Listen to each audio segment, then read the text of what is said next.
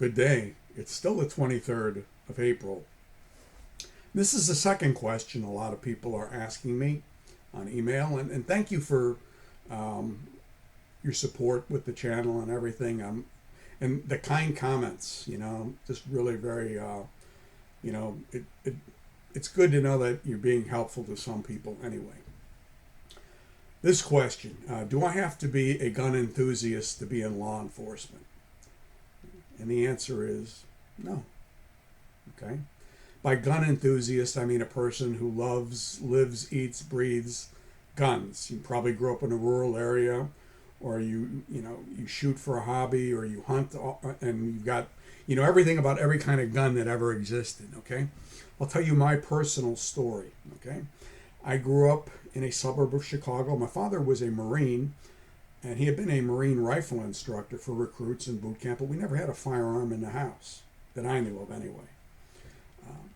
And I enlisted in the Marine Corps. I'd never fired a weapon when I enlisted. My first discharge of a weapon was an accidental discharge in boot camp with a 45. It was before we started firing our M16s. It was in the first week on the range at boot camp. Ready on the right, ready on the left, all ready on a firing line. Boom! Get that idiot off the line. It was black and blue, afterward. The other thing you learn in the Marine Corps is keep your rifle clean, or else you'll feel it. But again, I had no experience firing a weapon, and I was able to qualify well with my weapon in the Marine Corps. And my next, big experience with weaponry would be with the Sheriff's Department. We had to buy a weapon. And in Illinois, it was a pain and is a pain in the rear end to buy a gun. You have to get a permit from the state and go buy a gun. I just bought a revolver from another sheriff's deputy. And I applied myself, did very well, shot perfect in the Sheriff's Academy.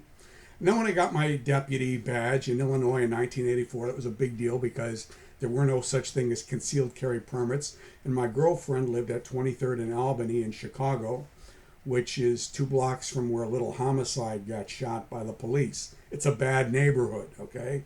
It was bad then, it's bad now. And you can't carry this big Ruger Security 6 with you. So what do you have to do? You got to buy a little revolver because it's impossible to hide a big revolver. It was really hard to hide any revolver on your person. So I bought a Model 60 stainless steel. Then I got hired by DEA, and they issued us a Model 65 Smith & Wesson, a revolver, 38 special, qualified with that. And then they said, we're going to give you guys machine guns because things have changed. So they issued me a 9mm DEA Colt submachine gun, and I bought a Glock 9mm Model 19. And then I bought a Glock 17. And then DEA transitioned to the 40 caliber. So they issued me a Glock 22 40 caliber, and I bought a Glock 23, a smaller version of it, to carry on my person. Now, when I retired from the DEA in 2012, they gave me a Walther 380, which was James Bond's gun, and it was a pretty cool gun, but it kept jamming up. And number two, I just didn't like it. There's a little safety lever. Figured I'm gonna end up shooting myself with it. So hopefully nobody who gave me that gun is watching. But what I did is I traded it for a Glock 36, which is a 45 caliber weapon. So do I have a lot of weapons? Yeah. Did I set out to have a lot of weapons? No. It just turned out that way because if you're in law enforcement, you get a lot of guns. Whatever happened to my Ruger Security 6, it was in my parents' house and my father sold it. He needed some money. He called me up, can I sell it? Yeah, go ahead and sell it. I've got more guns than Carter's got pills. But, now, am I a gun person? No. I just read something a couple days ago about what Firearm was by Robert McCulloch, who's he's a gun person, basically. And, he does a lot of stuff on the different firearms and tests them and different types of ammunition. That's all great. That's all fine and good. I love those people. But the thing is, most of the weapons he's talking about that police departments carry, I have never fired. I've never fired a Sig Sauer pistol. I've never fired a Beretta pistol. I've never fired a Smith & Wesson semi-automatic pistol.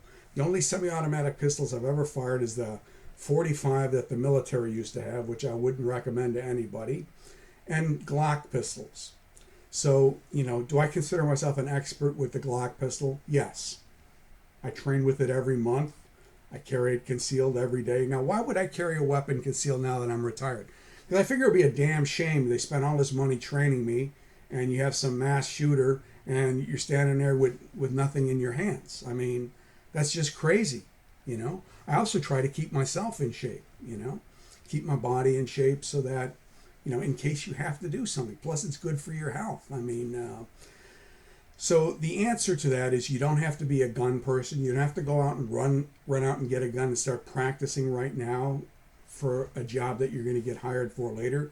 They start off with the presumption you have no experience with a firearm. I can train someone to shoot the standard, law enforcement standard, 5 days. And I'm not, Wild Bill Hickok or Hickok 45 or anything, But I've had enough training. I can take a person with zero experience and they can shoot the DEA standard within a matter of days, unless there's something wrong with them.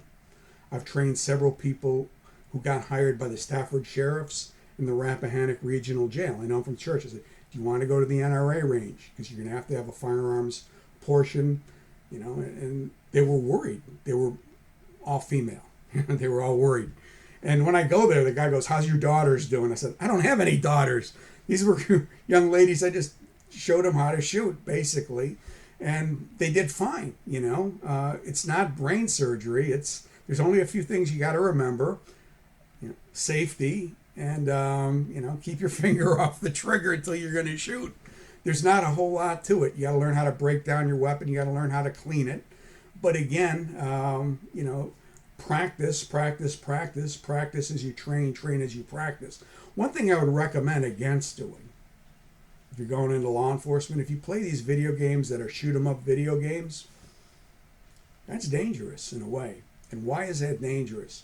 Because you train as you fight as you train and train as you fight.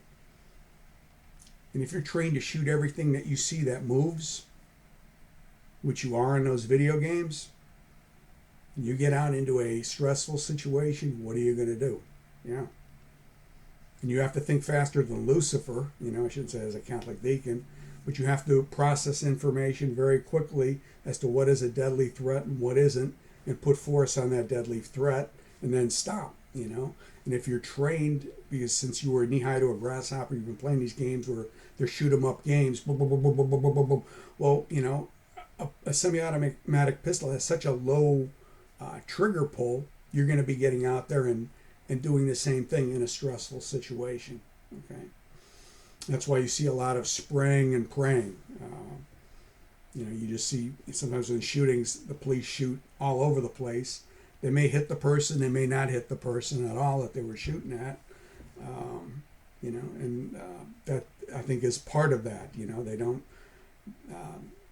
The training is probably deficient. The training that you receive in law enforcement really isn't good enough for a high stress situation, a combat situation.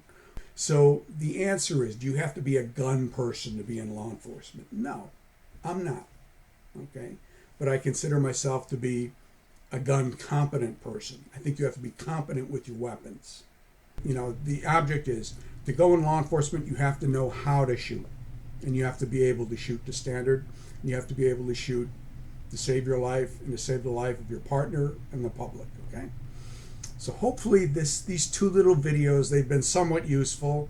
And I hope you have a good weekend, all right? God bless.